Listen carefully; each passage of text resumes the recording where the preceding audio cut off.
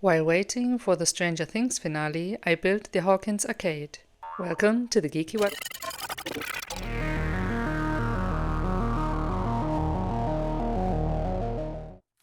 I made a sketch of the walls I wanted to build. For that I used reference pictures that I scaled to about 1/24th scale because that's the scale of the car I'm using. I started by carving the brick walls into fine styrofoam sheets with a scrapping tool.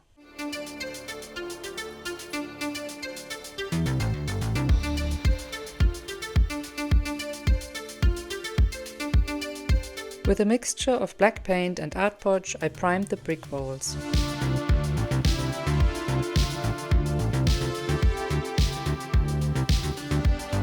And while the paint was drying, I could start building the windows and doors with styrene profiles, gluing them with cement glue.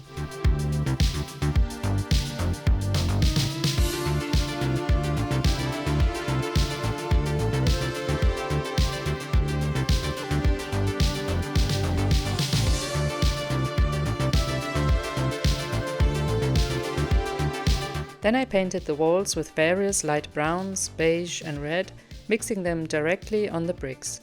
And I think the results match the original quite well. To fill the grout lines, I used ready-to-use filler and applied it with a spatula. I wiped the excess off with a damp paper towel, but a damp sponge would have been better for this.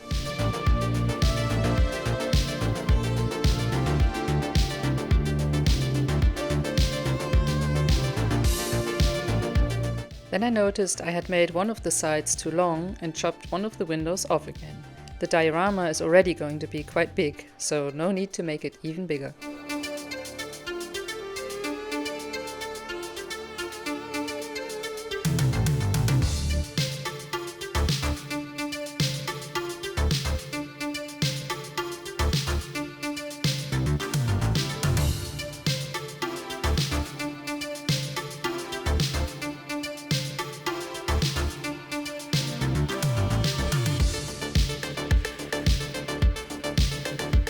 After I had painted the window frames, I realized that I hadn't thought of the roof, so I added that to the structure too.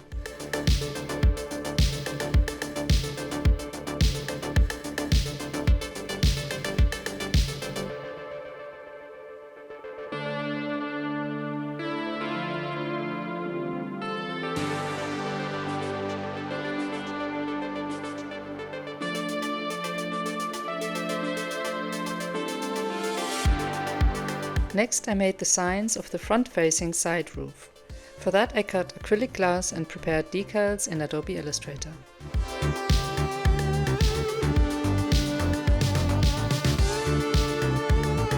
The first batch I printed on clear decal paper because I was planning on adding a second one on top. But the color was too dark and I printed the second batch on white decal paper with a lighter color, and that was much closer to the original.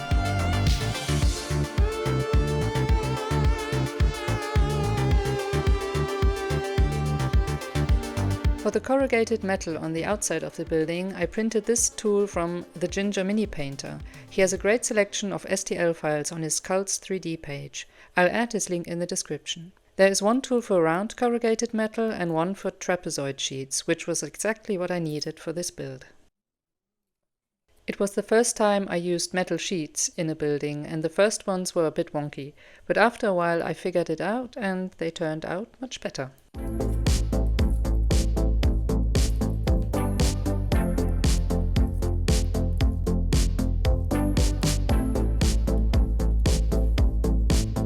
Off camera, I made this vent from styrene strips and cut a hole in the wall to fit it in.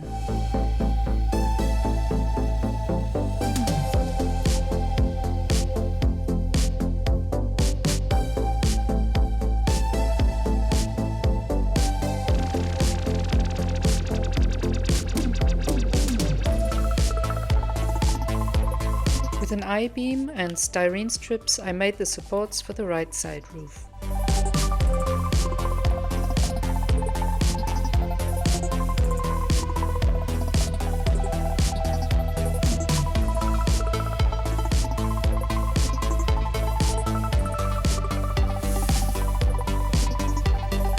Then I built a frame for the big signs using styrene and painted them purple, but later I decided to change the color to orange.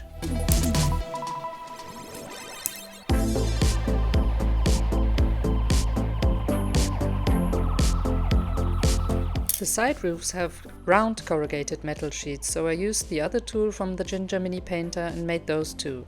When I ran out of 0.1mm aluminum sheets, I glued 3 layers of kitchen aluminum foil together and used those. They are less sturdy, but it worked quite well. Then it was time to prime the building. And that brings me to the paint and airbrush which Gaahleri were so kind to send me. This is the Mobius TG from the Premium series. And I was very excited to try it out, because it has a handle and a trigger underneath the main body. These are features I was hoping would help with a more ergonomic grip and a less strained workflow, but I'll get to that later. When I unpacked the airbrush, everything looked and felt very well designed and made. The paint cup is big and removable, which is a huge advantage in comparison to my old airbrush. This set comes with a 0.5mm and a fan cap for wider spraying. The primary color set includes 24 water-based acrylic paints and a bottle of cleaner and thinner. The paints have a gloss finish and can be used straight from the bottle without thinning. I used the grey primer for the main building and the orange, yellow and purple for the trims and signs. And if you'd like to try the colors or one of their quality airbrushes, you can use my code TGW and save 10%. And I'd also add a link to their website in the description. Okay, let's get back to the project. Once everything was painted, I cut and added vinyl sticker sheets to the windows and glued them in.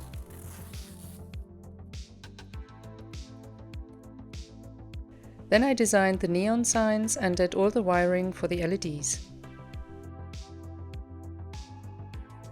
I constructed the sign with a cover for the LEDs so the light wouldn't bleed through, but the signs in this series don't have this because they're on the roof, so I tried to make it blend in with the rest of the side roof by painting it grey. A fun little detail was this dent in one of the poles. The neon palace sign took me quite a while. I tried lots of things and then I just stopped recording at some point, but I'm really happy how it turned out in the end. I procrastinated so long on the bike stand because I was dreading having to use the heat gun to bend the styrene rods, but it turned out great and I needn't have worried in the first place.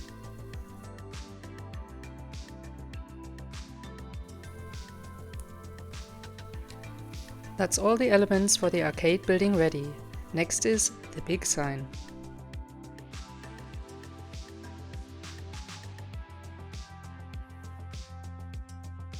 Having the reference picture close by, I started with the main part of the sign. With acrylic glass and 0.4mm styrene strips, I created the triangular shape.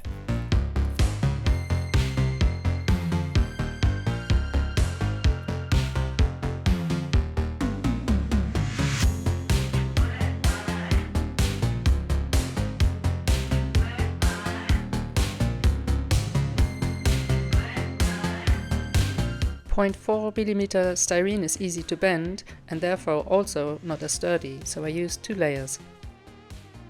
Then I designed the box underneath the sign in Adobe Illustrator and cut the pieces with a Cricut.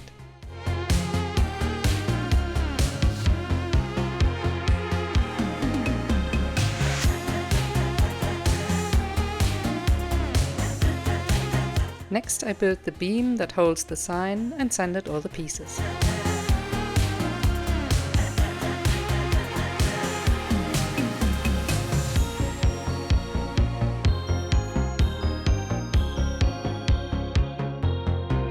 And like the brick walls I made at the beginning of this video, I created the brick block that holds the beam of the sign. Carving, priming, painting, grouting. Is that even a word? And then onto the decals I designed in Illustrator and printed on white decal paper.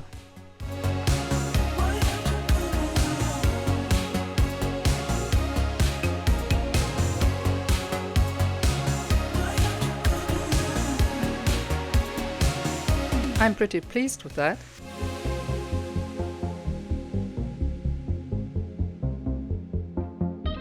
I built Billy's car at the beginning of this project, and there is a whole video of the building process and what problems I came across. So if you want to check that out too, there is a link in the description. I learned a lot while assembling this kit, and it was a lot of fun, so I'm really looking forward to the other Stranger Things car kits I have. It's Hopper's police car and the Surfer Boy pizza van. So if you have ideas for those, let me know in the comments.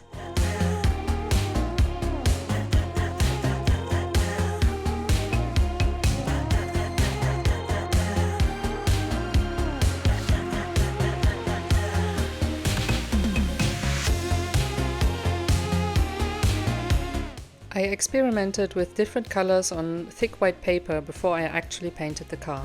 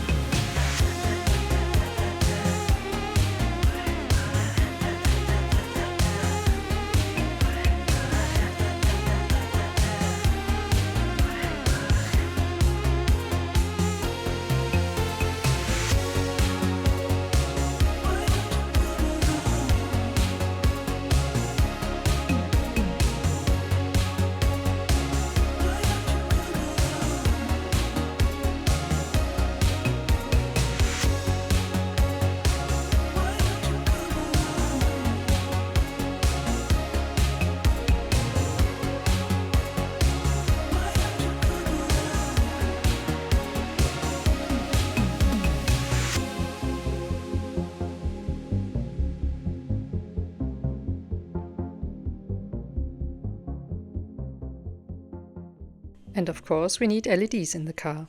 I used orange SMD LEDs for the rear lights and white ones for the front lights. And the car is done. And if you're enjoying the project, why not subscribe so you don't miss future projects like this?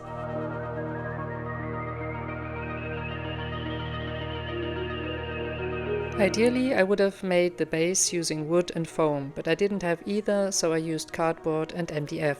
It did warp a little bit, but I was expecting that and did my best to minimize warping. It's just great when you have the clever idea to build a channel for wiring only to later forget about the diameter and use the wrong wire thickness. Ah well, but it was clever, right? For the concrete parts I used the same filler as for the grout lines earlier.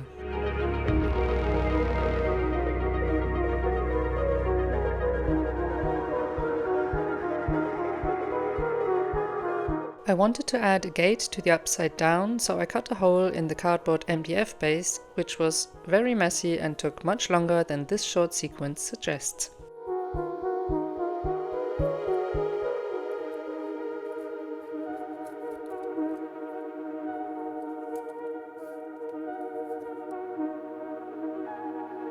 When I finally had an opening that was big enough, I got out the black milliput I always wanted to try and started making a ton of tendrils for the gate.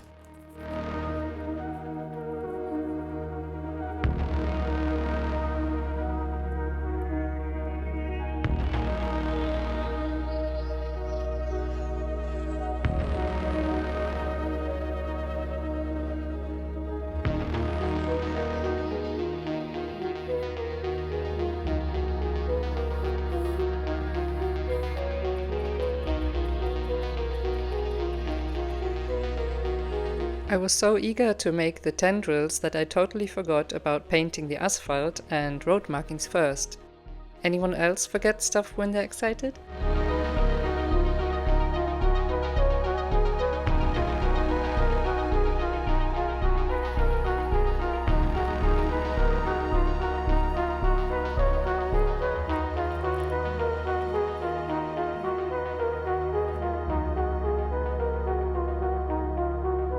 After experimenting with yarn and hot glue and other stuff, I settled on cling foil, which I covered with lines of UV resin and later also strips of yarn. For the cracks in the asphalt, I used a black oil wash.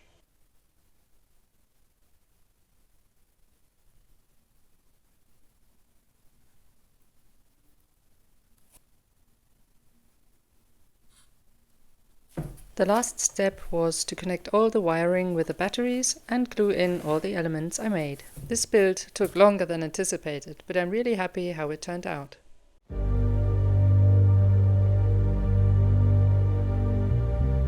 Thanks for watching. Make sure to subscribe so you don't miss the next video. I'm making another Stranger Things project, but a little different next time.